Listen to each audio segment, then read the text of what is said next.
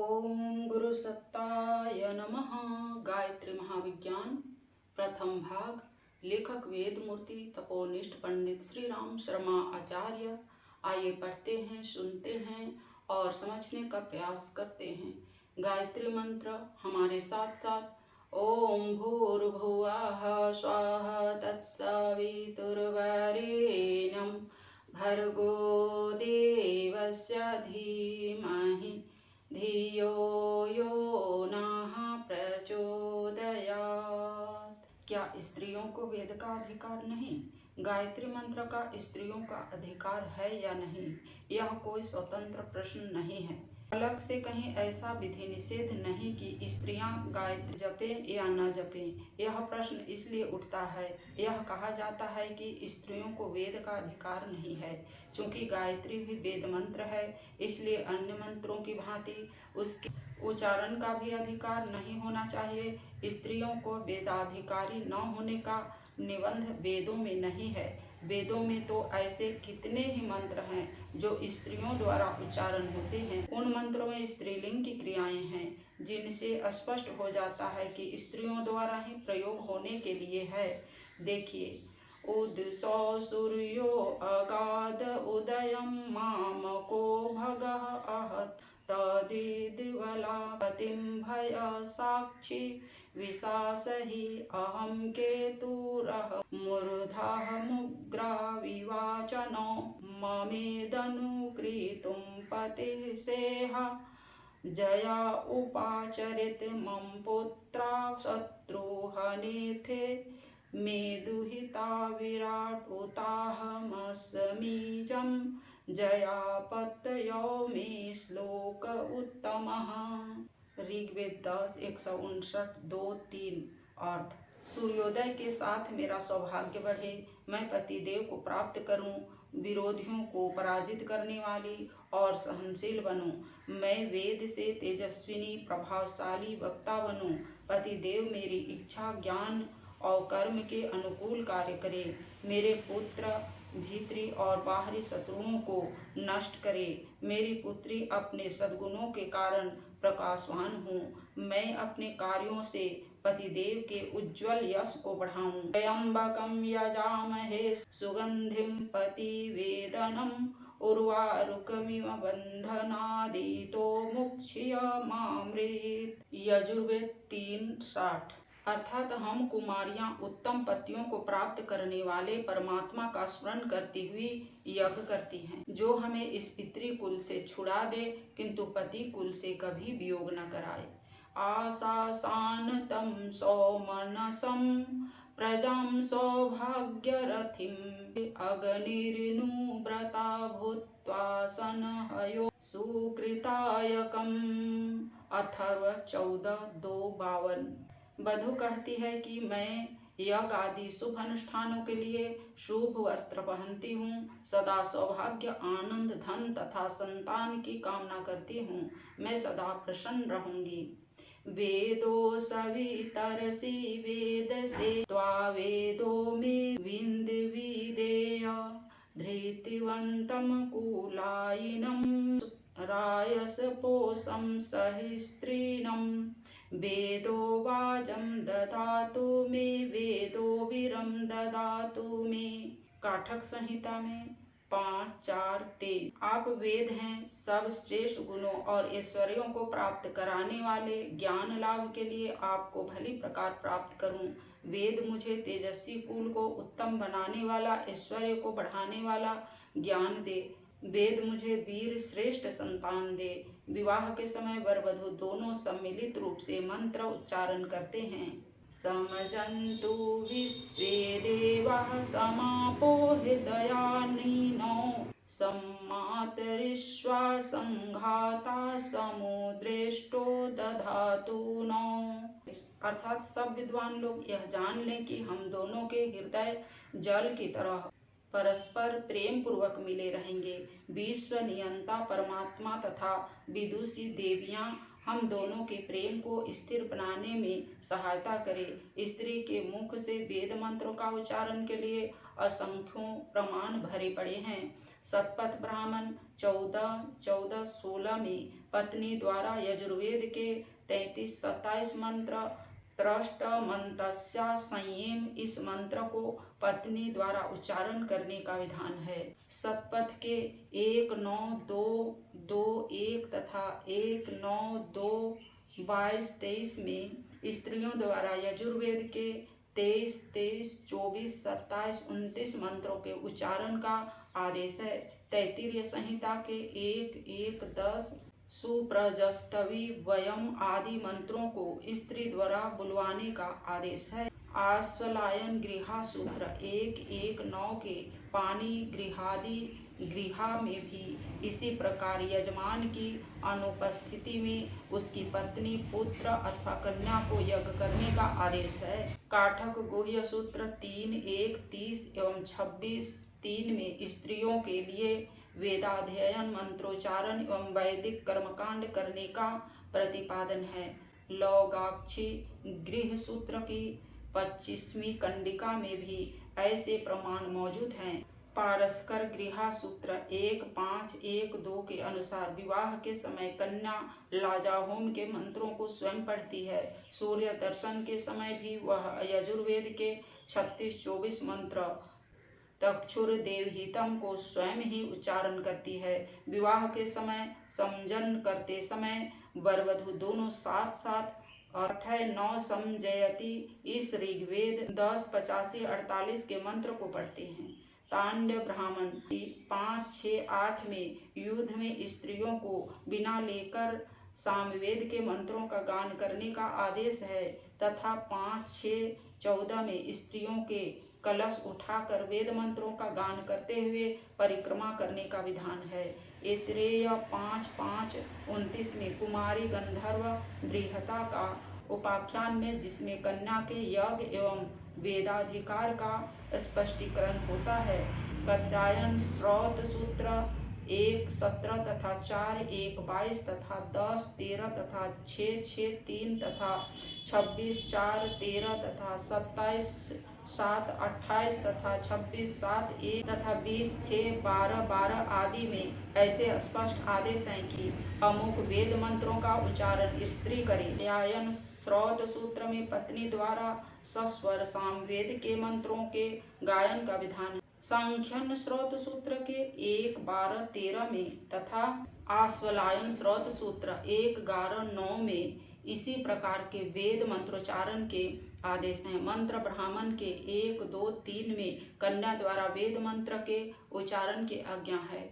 नीचे कुछ मंत्रों में वधू को वेद पारायण होने के लिए कितना अच्छा आदेश किया है। ब्रह्म परम युज्यतां ब्रह्म पूर्व ब्रह्मान्ततो मद्धतो ब्रह्म सर्वतः अनावयधां देवपुरां प्रपदविशिवा सयोनापति लोके विराज। अथर्व 14, 1, 64। हे वधू, तेरे आगे पीछे मध्य तथा अंत में सर्वत्र वेद विषयक ज्ञान रहे। वेद ज्ञान को प्राप्त करके तदनुसार तू अपना जीवन बनाना। मंगलमयी, सुखदायिनी एवं स्वस्थ होकर पति के घर में विराजमान और अपने सद्गुणों से प्रकाशवान हो। कुलायिनी धृतिवती पुरंधिः सयो मे सीदि सदने पृथ्व्याः अभित्वा रुद्धा वसवो गृह्णन्तु इमा ब्रह्म पीपीहि सौभाग्य अश्विनाधवयं साधयतामिहि त्वा। यजुर्वेद 13:2। हे स्त्री, तू कुलवती, धृत आदि पौष्टिक पदार्थों का उचित उपयोग करने वाली, तेजस्विनी, बुद्धिमती, सत्कर्म करने वाली होकर सुखपूर्वक रहे। तू ऐसी गुणवती और विदुषी बन की रुद्र और वसु भी तेरी प्रशंसा करे। सौभाग्य की प्राप्ति के लिए इन वेद मंत्रों के अमृत का बार बार भली प्रकार पान कर विद्वान तुझे शिक्षा देकर इस प्रकार की उच्च स्थिति पर प्रतिष्ठित करावे।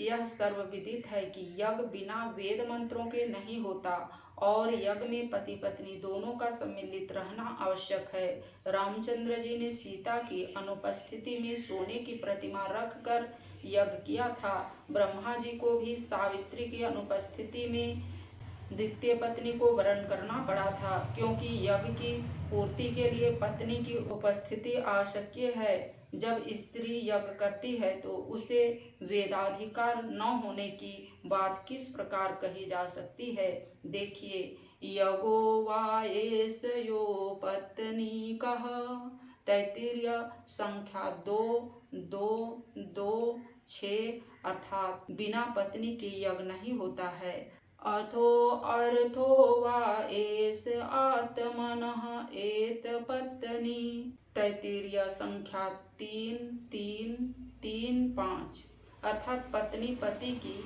अर्धांगिनी है, अतः उसके बिना यज्ञ अपूर्ण है। याम दाम्पति संपन्न सा शुनोत आवधावतः वे देवासो नित्ययासिरः। ऋग्वेद संख्या 8:31:15। हे विद्वानों, जो पति पत्नी एक मन होकर यज्ञ करते हैं और ईश्वर की उपासना करते हैं, वित्वा ततश्रे मिथुना अवश्यवः यद्गव्यन्ता द्वाजना समूहसि। ऋग्वेद 2:29:6। हे परमात्मन, तेरे निमित्त यजमान पत्नी समेत यज्ञ करते हैं, तू उन लोगों को स्वर्ग की प्राप्ति कराता है, अतएव वे मिलकर यज्ञ करते हैं। अग्निहोत्रस्य शुश्रूषा संध्योपासनमेव च कार्यपत्न्या प्रतिदिनं बलिकर्म च नैतिकम्। स्मृतिरत्न। पत्नी प्रतिदिन अग्निहोत्र, संध्या उपासना, बलि वैश्य आदि नित्य कर्म करे। यदि पुरुष न हो तो अकेली स्त्री को भी यज्ञ का अधिकार है। देखिए, होमे कर्तारः स्वस्यासंभवो पत्नादयः। गदाधराचार्य। होम करने में पहले स्वयं यजमान का स्थान है, वह न हो तो पत्नी पुत्र आदि करे। पत्नी कुमारः पुत्री वा शिष्यो वापि यथाक्रमं पूर्वपूर्वस्य चाभावे विद्धयादुत्तरोत्तर। प्रयोगरत्न। स्मृति। यजमानः प्रधानः स्यात् पत्नीं पुत्रश्च कन्याका, ऋत्विक शिष्यो गुरुर्भ्राता भगिनेयः सुतापतिः। उपयुक्त दोनों श्लोकों का भावार्थ यह है कि यजमान हवन के समय किसी कारण से उपस्थित न हो सके तो उसकी पत्नी, पुत्र, कन्या, शिष्य, गुरु, भाई आदि कर लेवे। आहुर्पयुतमत्त्रीणाम् अधिकारं तु वैदिके, अथर्वशीयमी चैव स च याथास च तथा पर। व्योम संहिता। श्रेष्ठ स्त्रियों को वेद का अध्ययन तथा वैदिक कर्मकांड करने का वैसे ही अधिकार है जैसे कि उर्वशी, यमी, शची आदि ऋषिकाओं को प्राप्त था। अग्निहोत्रस्य शुश्रूषा संध्योपासनमेव च। इस श्लोक में यज्ञोपवीत एवं संध्योपासना का प्रत्यक्ष विधान है। या स्त्री भर्ता वियुक्तापि स्वाचारे संयुक्ता शुभसा च मंत्रा प्रगृह्णातु सा भर्तृ तदनुज्ञया। भविष्य पुराण उत्तर पूर्व 4:13-62-63। उत्तम आचरण वाली विधवा स्त्री वेद मंत्रों को ग्रहण करे और सद्वा स्त्री अपने पति की अनुमति से मंत्रों का ग्रहण करे। यथाधिकारः श्रोतेषु योषितं कर्म शुश्रूतः एवमेवानुमन्यस्व ब्रह्मणि ब्रह्मावाद। जिस प्रकार स्त्रियों को वेद के कर्मों में अधिकार है, वैसे ही ब्रह्मा विद्या प्राप्त करने का भी अधिकार है। कात्यायनी च मैत्रेयी गार्गी वाचकनवी तथा एवमाह विदुर्ब्रह्मा तस्मात् स्त्री ब्रह्माविद भवेत्। जैसे कात्यायनी, मैत्री, वाचकनवी, गार्गी आदि ब्रह्मा वेद और ईश्वर को जानने वाली थी, वैसे ही सब स्त्रियों को ब्रह्मा ज्ञान प्राप्त करना चाहिए। वाल्मीकि रामायण में कौशल्या, केकई, सीता, तारा आदि नारियों द्वारा वेद मंत्रों का उच्चारण, अग्निहोत्र, संध्या उपासना का वर्णन आता है। संध्या काले मनः श्यामा ध्रुवमेष्यति जानकी, नदी चैमं शोभजलां संध्यार्थे वरवर्णिनी। संध्या काल के समय सीता उत्तम जल वाली नदी के तट पर संध्या करने अवश्य आएंगी। वैदही शोक संतप्ता हुतासन मुपागता, अर्थात सब शोक संतप्त सीता जी ने हवन किया। तदा सुमंत्रम मंत्राज्ञा केकई प्रत्युवाच, वेद मंत्रों को जानने वाली केकई ने सुमंत से कहा, साक्षोभवसना हष्टा नित्यं व्रत परायणा, अग्निजुहोतिस्त्र तथा मंत्रवीति कृति मंगला।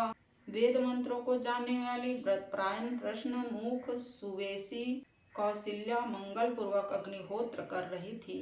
ततः स्वस्तयनं कृत्वा मंत्रविधि विजयशिनी, तब मंत्रों को जानने वाली तारा ने अपने पति बाली की विजय के लिए स्वस्ति वाचन के मंत्रों का पाठ करके अंतःपुर में प्रवेश किया। गायत्री मंत्र के अधिकार के संबंध में तो ऋषियों ने और भी स्पष्ट शब्दों में उल्लेख किया है। नीचे के 2 स्मृति प्रमाण देखिए जिनमें स्त्रियों को गायत्री की उपासना का विधान किया गया है।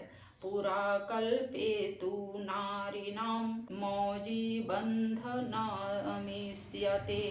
अध्यापनं च वेदानां सावित्री वाचनं तथा।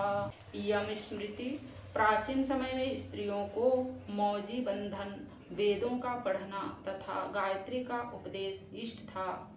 मनसा भर्तुर्भिचारे त्रिरात्रं यावकं क्षीरोदनं वाभ्रीज, नाघसयित ऊर्ध्व त्रिरात्रादपसो निमग्नायाः, सावित्रीष्ट सतेन शिरोभिजुहुयात् पुता भवति विज्ञायते। वशिष्ठ स्मृति 21:27, यदि स्त्री के मन में पति के प्रति दुर्भाव आवे तो उस पाप का प्रायश्चित करने के साथ 108 मंत्र गायत्री जपने से वह पवित्र होती है। इतने पर भी यदि कोई यह कहे कि स्त्रियों को गायत्री का अधिकार नहीं, तो दुराग्रह या कुसंस्कार ही कहना चाहिए। आज के वीडियो में इतना ही। अगले वीडियो में नारी पर प्रतिबंध और लांछन क्यों, इसके विषय में पढ़ेंगे और समझेंगे। लाइक, सब्सक्राइब और शेयर करें। धन्यवाद। ओम शांति।